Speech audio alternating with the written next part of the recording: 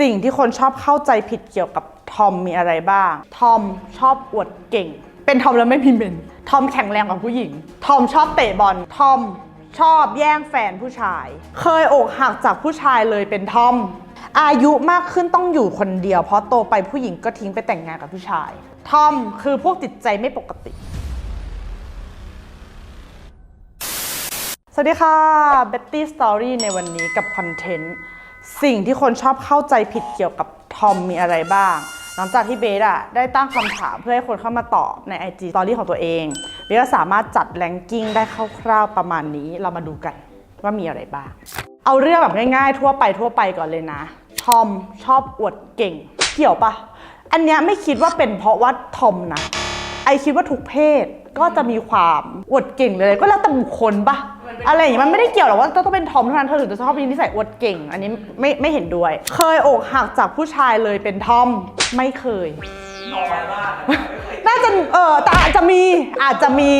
แต่เชื่อว่าไม่ใช่แบบจำนวนเยอะแน่นอนในบรรดาทอมอะไรอย่างงี้ใช่ไหมทอมเข้าใจผู้หญิงมากกว่าผู้ชายอันนี้ก็แล้วแต่คนอีกทอมคงไม่ได้เข้าใจอะไรเลยบางเรื่องอย่างเช่นกฎของเมนเพราะฉันก็ปวดเหมือนกันทอมชอบแย่งแฟนผู้ชายเพราะบางทีทอมก็ชอบแย่งแฟนทอมเหมือนกันไม่เกี่ยวอันนี้คิดว่าก็น่าจะเป็นที่นิสัยอีกเพราะบางทีผู้ชายก็ชอบแย่งแฟนทอมปะผู้หญิงก็ชอบแย่งแฟนผู้หญิงอะไรอย่างเงี้ยมันไม่น่าจะเกี่ยวว่าจะต้องเป็นทอมก่อนทอมชอบเตะบอลคือไม่ได้ไปค่ะไม่เตะบอลเลยไม่ชอบเตะบอลเลยกีฬาที่ฉันชอบเล่นบาสตอนเด็กๆชอบเล่นเวกบอร์ดทอมต้องกินเหล้าและสูบบุหรี่อันนี้คิดว่าทุกเพศแต่คิดว่าเป็นช่วงวัยของทุกเพศเช่นกันแต่ก็จะมีบางคนที่รู้สึกว่าการกินเหล้าสูบบุหรี่เป็นการสร้าง power ให้มันดูแบบดูเท่ดูแบบว้าวก็ไม่น่าจะเป็นที่เพศทอมตัดหน้าอกแล้วต้องเทคฮอร์โมนไม่ใช่นี่ก็ตัดหน้าอกและไม่เทคฮอร์โมนและก็ไม่ได้คิดว่าจะเทคฮอร์โมนหรือต้องการที่จะแปลงเพศเป็นผู้ชายใดๆการตัดหน้าอกเกิดจากความรำคาญเต้านมที่รู้สึกว่ามีไปก็เกะกะเพราะยังไงก็ต้องรัดอยู่ดีก็เลยตัดออกทิ้งไม่เกี่ยวกับเรื่องการข้ามเพศใดๆทั้งนั้นทอมไม่ใช่คนที่อ่อนแอคือทอมต้องแบบเข้มแข็งเนี่ยแบบดูแลได้คือสภาพจิตใจเธอมันก็คือผู้หญิงแล้วทอมบางคนมันก็ซัฟเฟอร์จากสิ่งรอบข้างใช่ปะมันเอามาตรฐานผู้หญิงแบบเนี้ยมาตั้งก็ไม่ได้อีกอะอายุมากขึ้นต้องอยู่คนเดียวเพราะโตไปผู้หญิงก็ทิ้งไปแต่งงานกับผู้ชายทอมที่ดีก็จะอยากมีผู้หญิงที่อยากอยู่ด้วยผู้หญิงที่นิสัยไม่ดีก็สามารถโดนผู้ชายทิ้งแล้วไปอยู่กับผู้หญิงคนอื่นได้เหมือนกันผู้ชายที่นิสัยไม่ดีก็อาจจะโดนผู้หญิงทิ้งแล้วไปอยู่กับทอมก็ได้อันนี้ก็เป็นไปได้เพราะฉะนั้นไม่เกี่ยวกับเพศโอเคทอมคือพวกจิตใจไม่ปกติเบสเกิดมาไม่ได้รู้สึกว่าอยากเกิดมาเป็นผู้ชายใช่ไหมแล้วก็ไม่ได้รู้สึกว่าอยากเกิดมาเป็นผู้หญิงในบริบททางสังคมที่เขากำหนดไว้แล้วก็ไม่ได้รู้สึกว่าอยากที่จะเป็นทอมในภาพจำที่รู้สึกว่าทอมจะต้องแม่นพูดครับเฮ้ยเย่อะไรไม่ได้เป็นแบบนั้นเราก็จะมีความเป็นตัวของเราแบบนี้ก็คืออยากจะมีบุคลิกประมาณนี้ชอบแต่งตัวประมาณนี้คำพูดคำจากิริยาท่าทางประมาณนี้ไม่ได้ผิดปกติปะก็เป็นของกูแบบนี้อะไม่เหมือนแบบคุณเป็นคนไทยตื่นเช้ามาแพทเทิร์นคือแบบต้องกินข้าวและกับข้าวแต่มึงเป็นคนชอบกินบรันช์มึงผิดปกติปะไม่มันเป็นความชอบทอมทำไมไม่พูดครับเพราะอะไรต้องพูดครับคะใช่ไหมทำไมต้องพูดบางคนบุคลิกมันก็ไม่ได้ป่ะฟีลลิ่งความเป็นธรรมชาติของเขาที่เขาจะรู้สึกว่าเขาพูดแบบนี้แล้วเขาสบายใจแต่สุดท้ายแล้วเขาก็พูดจาแบบมีมารยาทอันนี้น่าจะเป็นจุดวัดกันมากกว่าไหมเข้าใจฟีลไหมก็พูดจามีมารยาทรู้จักวิธีจะพูดโดยที่เขาจะลงท้ายด้วยครับหรือค่ะมันก็แล้วแต่เขาประมาณนี้ไหมทอมต้องเจ้าชู้แล้วแต่คนผู้หญิงเจ้าชู้ก็มีผู้ชายเจ้าชู้ก็มีทอมเจ้าชู้ก็มีเป็นทอมแล้วไม่พิมพ์เป็น เป็นทอมยังมีเมนอยู่ เมนไม่ได้เกิดจากเพศ แต่เกิดจากอวัยวะภายในที่อยู่ในช่องท้องที่เป็นเขาควายที่เป็นเขาควาย ไม่ เรียกว่าหมดลูก เมนอะไม่เป็นเพราะการแต่งตัว เป็นทอมต้องอยากมีโอ้ยวิวเป็นไม่เรียกว่าเป็นฐานก็ไม่ได้วิวเป็นวิวอยากมีไหม อืม ไม่นะ ไม่เอาเกิกะ เนอะ มันแบบมันเดินแล้วมันมีอะไรตีขา เป็นทอมต้องพูดฮะ เนี่ยตั้งแต่พูดคำแล้วพูดคำมันก็ไม่ค่อยได้ พูดฮะมันก็อะไร พูดนะมึงขำอีก แต่มีละครไทยนั่นแหละที่ทำให้คำว่าพูดหาแล้วมันคือตลก อ๋อ เจ้ามีอะไรเหรอฮะ ฉันเอายามาให้แก เผื่อว่าแกจะมีไข้กลับขึ้นมาอีก เอาไว้บนโต๊ะนี่นะ ขอบคุณนะ เหมือนเขาอ่ะ ไม่ จะ แน่ใจ จะคะเขาก็ไม่คะจะครับเขาก็ไม่สบายใจเขาก็เลยเป็นแบบฮะมันก็เป็นบริบทของเขา ไม่มีฮับด้วย ครับมันก็จะมีคนที่ชอบทอมที่แบบมีฟีลแบบแววๆหน่อยงับเงี้ยวฮับแฮะอะไรอย่างเงี้ยแบบบางคนเขาก็ชอบทอมพูดค่ะบางคนเขาชอบทอมที่แบบเท่เลยที่แบบครับมีความเป็นผู้ชายมันก็แล้วแต่รสนิยมทอมเกลียดผู้ชายฉันชอบดูผู้ชายมากยิ่งผู้ชายหุ่นดีมีซิกแพคโอ้โห ฉันชอบเที่ยวบาร์โฮสผู้ชาย มากกว่าผู้หญิงใช่ในไอจีเนี่ยสไลด์ไปก็คือจะเจอแต่แบบรองเท้า เสื้อผ้าและผู้ชาย ไม่เจอผู้หญิงเลย อย่างแบบล่าสุดที่แบบตามหานางงามเพื่อจะไปประกวด MUT ฉันหายากมากต้องใช้ความพยายามหนักมาก มีแต่กระเทย คือแบบมันไม่เกี่ยวมันก็แล้วแต่คนทอมต้องวันเวเท่านั้นไม่จริง ทอมเนี่ยบุคลิกที่เขาต้องการที่จะเป็นก็คืออาจจะมีความอยากมีบุคลิกที่จะเป็นผู้ชายแต่งตัวเป็นผู้ชายมากขึ้น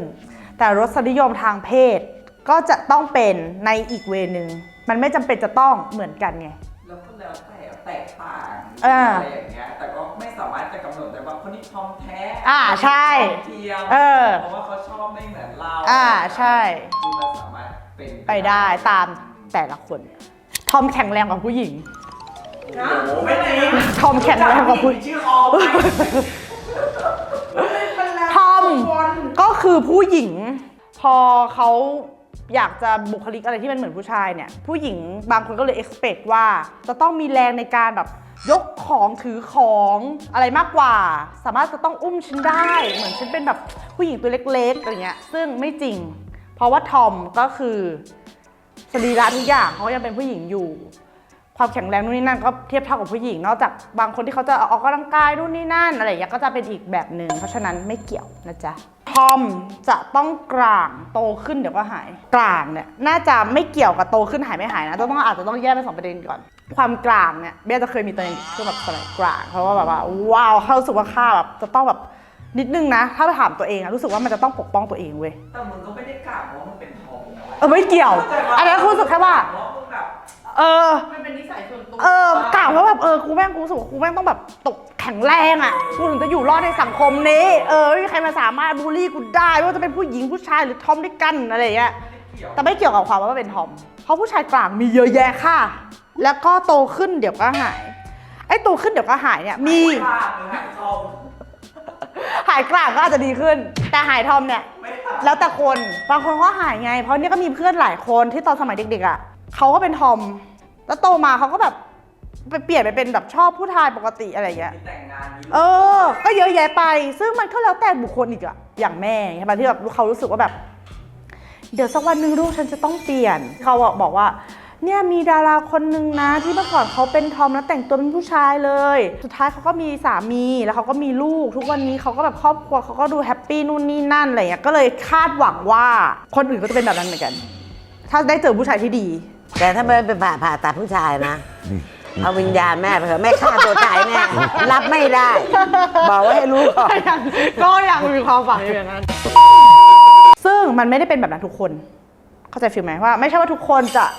ต้องได้เจอผู้ชายที่ดีแล้วเขาจะรู้สึกชอบผู้ชายคนนั้น แล้วเขาจะต้องได้พัฒนาความสัมพันธ์จนสามารถแต่งงานมีลูกอย่างเงี้ยไม่เกี่ยวเพราะเนี่ยรู้สึกเลยว่าไม่ได้มีความสปาร์คกับผู้ชายในลักษณะแบบนั้นจะไม่ได้เกลียดผู้ชาย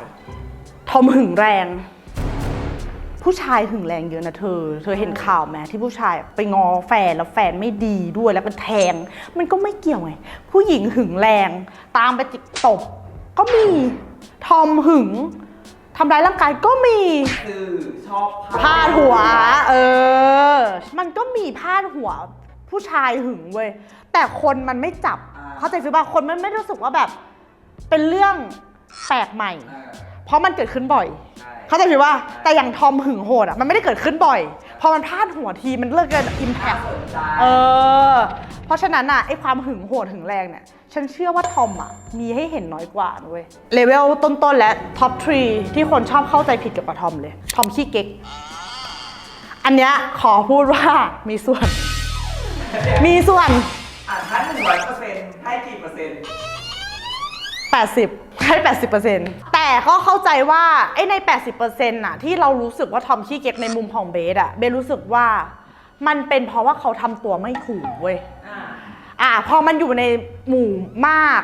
หรืออะไรอย่างเงี้ยแล้วพอเขาทำตัวไม่ถูกเขาก็เลยออกมาในรูปแบบลักษณะที่เหมือนเก๊กเขาคือเก๊กกับมึงก็ไม่เห็นเลยหมายถึงว่าแทนที่ยูเจอผู้คนแล้วยูจะนายปกติทำตัวให้มันปกติไม่ต้องแบบว่าแข็งแบบหรือว่าถ่ายรูปแบบอะไรอย่างเงี้ยไม่จำเป็นคือเราก็สามารถเป็นแบบปกติได้เลยแต่พอด้วยความที่เขาอาจจะรู้สึกแบบอินซีเคียวหรืออะไรก็แล้วแต่แล้วมันเลยทำให้แบบว่าแสดงพฤติกรรมแบบนั้นออกมาแล้วก็ทำให้คนเข้าใจว่าเขาขี้เก๊กก็อยากจะฝากทุกคนไว้ว่า ถ้าเราได้อยู่ในพื้นที่ที่มีคนหมู่มากอะไรเงี้ยถ้าอะไรไม่ถูกก็ยิ้มไปเลยเธอแบบยิ้มไปเถอะแบบว่านั่งแบบเนี้ยทักทายแบบนู่นนี่นั่นไปมันจะทำให้วายทุกอย่างในคนรอบข้างรู้สึกดีขึ้นอันดับ2ทอมจะต้องอยากเป็นผู้ชายแมนๆเท่านั้นอันเนี้ยคิดว่าอาจจะมีเขาคงมีคนที่เขาอยากแมนแหละมั้งเบสอยากออกกำลังกายเพื่อที่จะให้มีหุ่นและสรีระรูปร่างคล้ายผู้ชายที่หุ่นดีแต่ถามว่าอยากแมนไหมก็ไม่ได้อยากแมนเว้ยคล้องเกี่ยวกับไอ้ข้อเมื่อกี้บางทีไอ้การที่เขาพยายามจะทำให้มันเป็นเหมือนผู้ชายมันก็เลยดูเหมือนเขาเก๊กเป็นไปได้เขาอยากแบบว่ามันก็เลยดูทำให้เขาแบบอย่างนี้หรอก็เลยแบบไม่มึงแต่ผู้ชายที่ทำอย่างเงี้ยคือผู้ชายที่เก๋ผู้ชายที่เก๋ผู้ชายธรรมดาก็จะไม่ทำแบบนั้นจริงใช่ไปดูมาจากไหนต้องหยุดทำแบบนั้นก่อนโอเคถ้าสมมติว่าใครรู้สึกว่าคอนเทนต์เนี้ยน่าสนใจว่าแบบเฮ้ยฉันอยากให้ทอมเลิกเป็นแบบนี้มากเลยมาคอมเมนต์บอกได้เลยข้างล่างแล้วเดี๋ยวเราเอามาทำเป็น EP หน้าหรืออีกฝั่งเลยมันชอบทอมที่เก๊กฉันชอบทอมที่เก๊กแบบพี่คะก็เขาเท่พี่มันเท่เลยเท่มากเลยคอมเมนต์คุยกันข้างล่างข้อสุดท้ายอันนี้คือท็อปแรงค์เลยทอมอารมณ์รุนแรงเราเชื่อว่าคนที่แบบเป็นเพศที่3มีความกดดันในใจตั้งแต่เด็กด้วยการแบบว่าสังคมต่างๆที่บ้านนี่นั่นนู่นหรือบางทีที่บ้านอาจจะยอมรับแต่ข้างนอกออกมา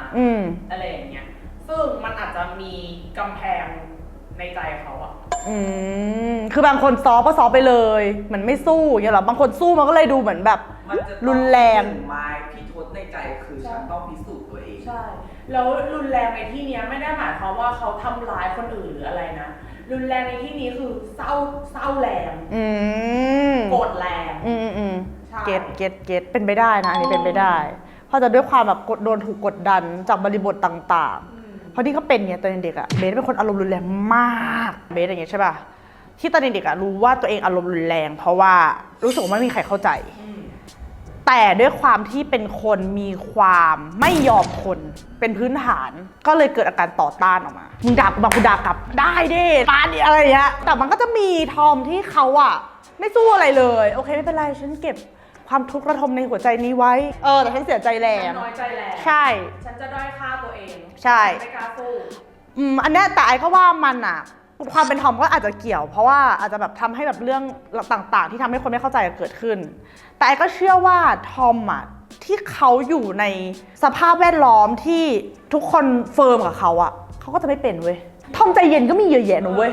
แต่ไอ้ความสู้คนอะหมายถึงว่าฉันจะไม่ยอมให้เรื่องโกหกนี้ถูกอะไรเงี้ยยังเป็นอยู่ยึดความถูกต้องแต่ถามว่า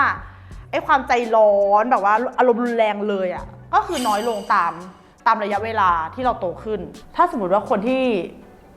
เป็นทอมหรือว่าเป็นเพศต่างๆที่เขายังรู้สึกว่าเขาว่ามีความกดดันในชีวิตเขาอยู่เว้ยแล้วเขาว่าหาทางออกไม่ได้ใช่ปะแล้วมันก็ทำให้เขาแบบรู้สึกแบบ aggressive หรือแบบเสียใจมากๆหรืออะไรเงี้ยเราจะมีคำแนะนำให้เขาว่าไงบ้าง เราจะเปิดโฟนอินแล้วหรอ เราจะพี่อ้อยไม่พอ ในวันที่ยูอาจจะรู้สึกว่าแบบมัน lost มากๆอะที่แบบไม่มีใครเข้าใจอยู่เลยอะอยากให้หา safe space ของตัวเองให้ได้เว้ยไม่ว่าจะเป็นแบบความชอบงานอดิเรกกลุ่มเพื่อนกลุ่มคนหรือแฟนที่สามารถทำให้เราได้พักใจจากจุดที่มันแบบกดดันหรือบีบคั้นเราเหลือเกินอ่ะก็นั่นแหละก็คือคนที่เขาอยู่เป็นเซฟสเปซเราแหละเขาจะเป็นคนที่คอยช่วยเหลือเราในวันที่เราทุกข์ในวันที่เราไม่มีทางออกแล้วก็แล้วแต่อะไรเงี้ยค่อยๆใช้ชีวิตยึดมั่นในสิ่งที่ตัวเองรักที่ตัวเองชอบที่ตัวเองอยากเป็นค่อยๆพัฒนาตัวเองดูแลตัวเองให้ได้โดยที่ไม่ต้องพึ่งใครแล้ววันไหนที่เราไม่ต้องพึ่งใครแล้วอ่ะวันนั้นอ่ะเราจะสามารถพูดได้เต็มปากเต็มคำเว้ยว่าความเป็นเราอะเราสามารถเป็นได้ด้วยตัวเราเองก็พบกันใหม่ EP หน้าสวัสดีค่ะสำหรับคนที่ชอบคอนเทนต์ของช่อง Betty Story ก็อย่าลืมกดไลค์กดแชร์กด Subscribe กดกระดิ่งตอนนี้ทาง YouTube ก็มีปุ่ม Thanks ข้างล่างนี้สำหรับคนที่ต้องการจะซัพพอร์ตช่อง Betty Story ก็สามารถกดได้เลยนะคะบ๊ายบาย